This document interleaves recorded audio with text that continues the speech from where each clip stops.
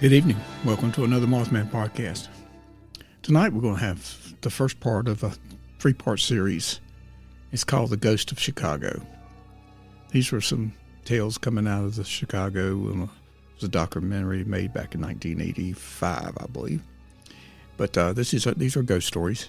So I hope you enjoy our episode.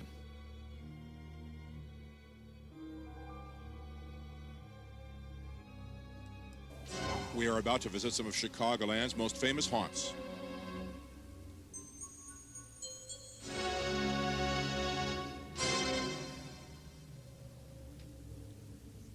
These are places where ghosts are believed to have been encountered.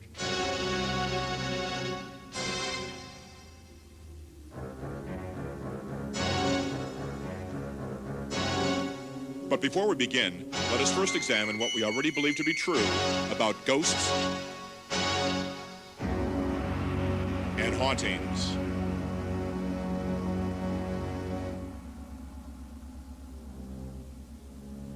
A ghost is a paranormal manifestation. It may be a visual apparition, or a disembodied voice, the feeling of a cold spot, or even a psychic scent not of this world. The key to all of these extrasensory encounters is that they are believed to be caused by someone dead. It is not uncommon for ghosts to be tied to colorful characters or historical events, particularly violent or traumatic ones. Murders, disasters, and fatal tragedies often have all the makings of a legendary ghost.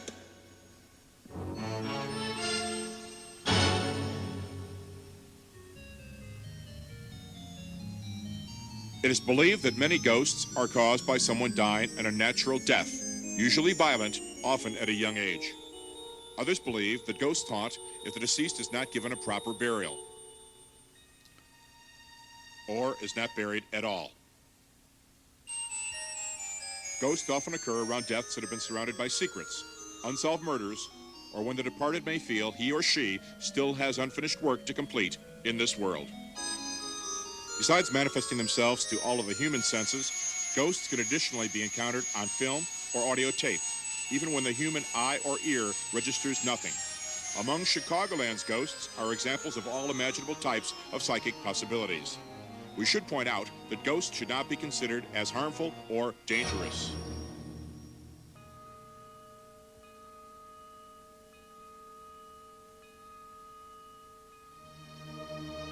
Ghosts are to be found at places and locations that are in some way significant to them.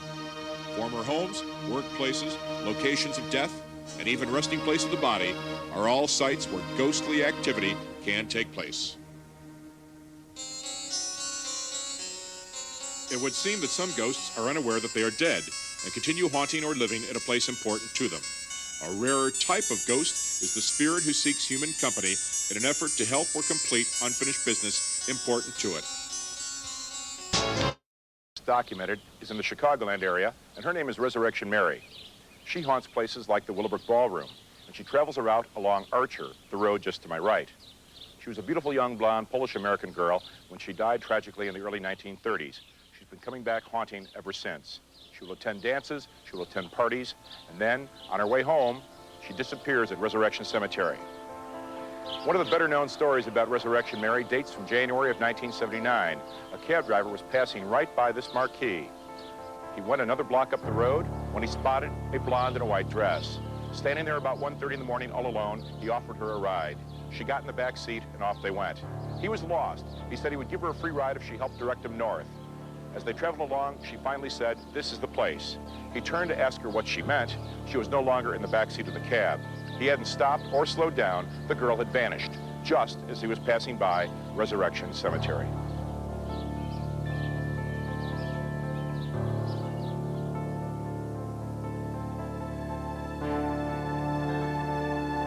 With more than 130,000 graves, Resurrection Cemetery may well be the largest cemetery in North America. In the late 1960s, thousands of older term graves from the Depression era, around the time of Resurrection Mary, were changed in an unusual manner. Grave markers and headstones were removed from the original grave sites to make way for bulldozers and new earth. The locations of the original graves are now lost beneath new grave sites. A surge in reports of ghosts at that time may be linked to these events.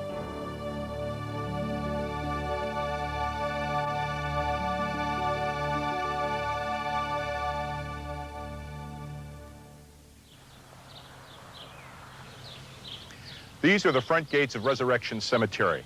The ghost of Resurrection Mary has often been seen here, sometimes walking around the gates, sometimes even through the gates, and that's after they've been locked tight for the night. In 1976, a very unique discovery was made at these gates by a police sergeant from Justice, the village that we're now in. The police sergeant discovered 2 bars bent with handprints of a human form, yet they couldn't have been human because they had bent the bars apart, squeezed the marks of hands into the bronze, and left scorch marks on the green patina. Were these the handprints of a ghost? That's what many believe.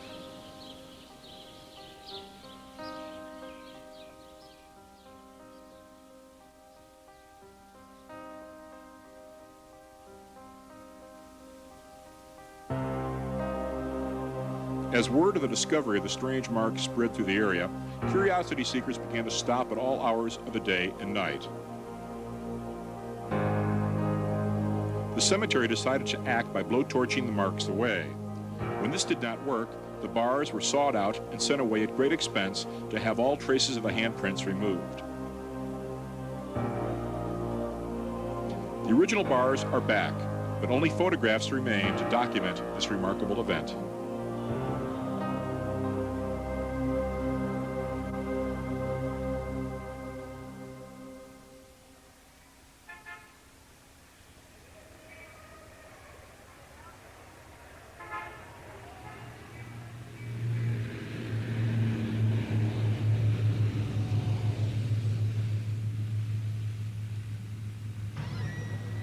Hi, Mary, how are you? Hi, Rich. How you doing? Pretty good.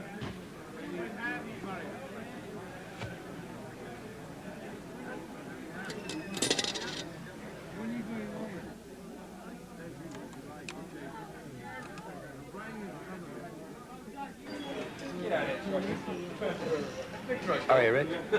This is Chet Prasinski at Chet's Melody Lounge, the old lounge right across the street from Resurrection Cemetery. Chet, tell me about Resurrection Mary's drink. Well, it started as a tradition of quite a few years ago that every night we would leave a drink out for Resurrection Mary, and hopefully that she would stop in and have it as just as a hospitality drink. Chet, do you think Resurrection Mary ever came into the lounge? I think she came in one time, but I didn't see her. There was a fella come in here looking for a girl that he had dropped off in my parking lot, and when she didn't come back out, he came in looking for her and kind of demanding that I'm hiding her or something. So we sent a waitress in the washroom to look, and she was nowhere to be found. And there was nobody here with a description. He said he was a blonde with a blue gown on it he had just picked up out on the road. And when he came in here looking for her, I didn't know anything about Resurrection Mary or anything like that. But there was nobody here like that. And he swore up and down that we were hiding her someplace. I don't know. So that could have been Resurrection Mary here at Could have Chet's been lounge. Resurrection, right? Well, since Resurrection Mary's not here, cheers, Chet. Yeah. Good luck to you, Rich. I just hope she don't come in after you finish that and try and get it back out of you.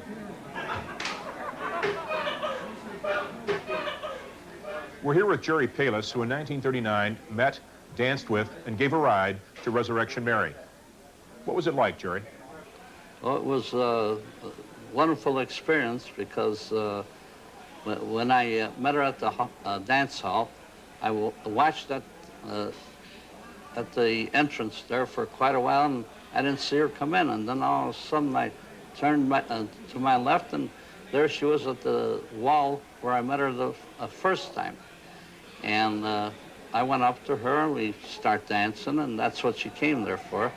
And it was no big deal right off the start, and then it was time to go home. So I said to her, it's 11:30, we might as well leave. So she left, but I had 2 other fellows and a car this time.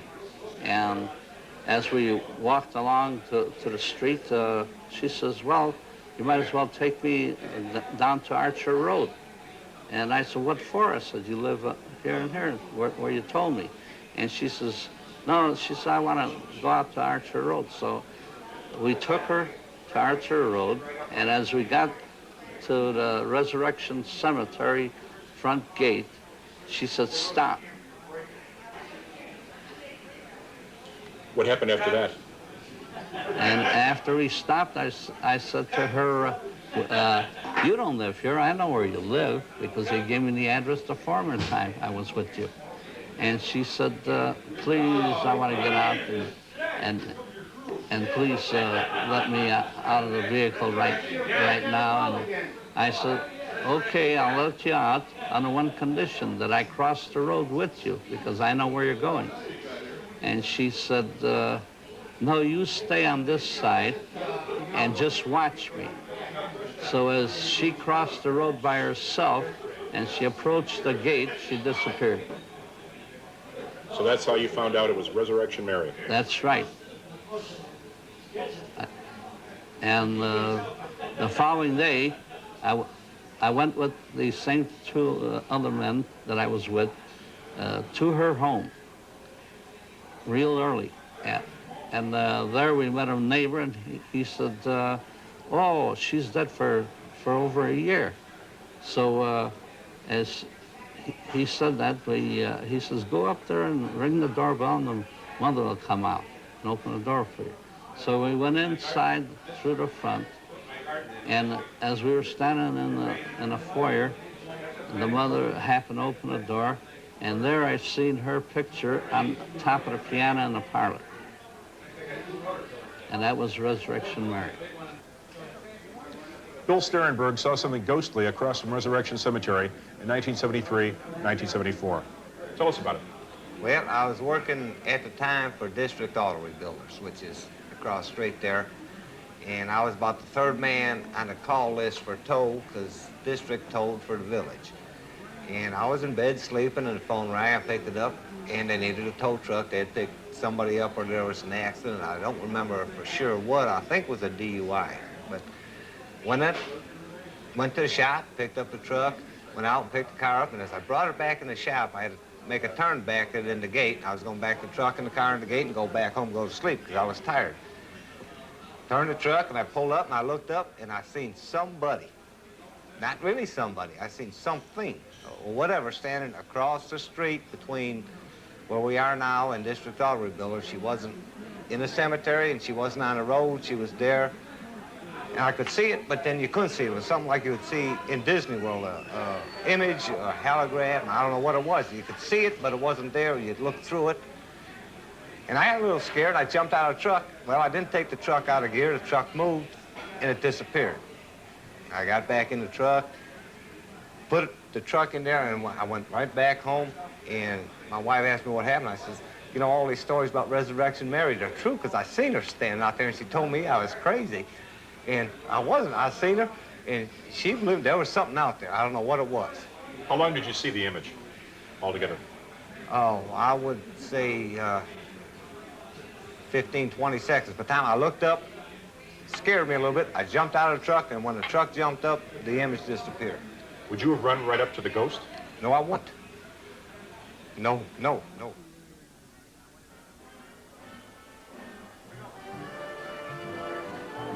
For half a century, patrons at the Willowbrook Ballroom have felt that Resurrection Mary comes back frequently. Maybe she's out there on the dance floor tonight. You see, it's the big band sound that's played here, one of the only ballrooms like it left anywhere in the United States that seems to attract a ghost like that young lady. So somewhere out there tonight might be that beautiful young blonde that we all know and love so well, the ghost of Resurrection Mary.